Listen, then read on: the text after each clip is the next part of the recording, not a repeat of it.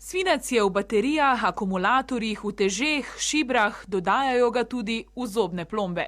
V Zgornji Mežiški dolini ga rudarji kopljejo že okoli 500 let.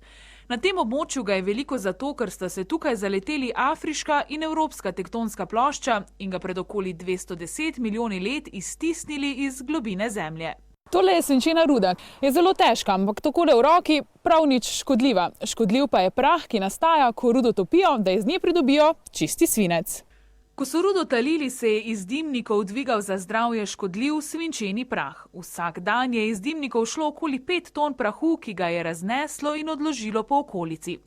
Rudnik so pred 18 leti zaprli, a svinca je še danes v zemlji veliko. Problem so morda gole površine, po kateri recimo se otroci igrajo, tekajo in se tam prah dviguje, pa zmazanimi usti potem ga vnašajo v usta.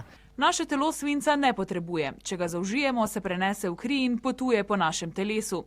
Nalaga se v laseh in predvsem v kosteh, kjer lahko povzroči Pagettovo bolezen. To je bolezen okostja, bolezen kosti, večje lomljivosti in poroznosti kosti.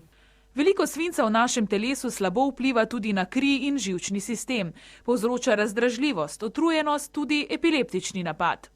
V zadnjih 5 letih država daje denar, s katerim so zamenjali že veliko zemlje, asfaltirali ceste, tako da se prah ne dviga več toliko. Da bi zmanjšali slab vpliv svinca, mladi predvsem zdravo jedo in pazijo na higieno. Vedno si moramo roke umiti, ko kako stvar primemo. Vrednosti svinca v krvi otrok se zmanjšujejo. Leta 2004 je imelo preveč svinca 85% otrok, letos pa samo 14%.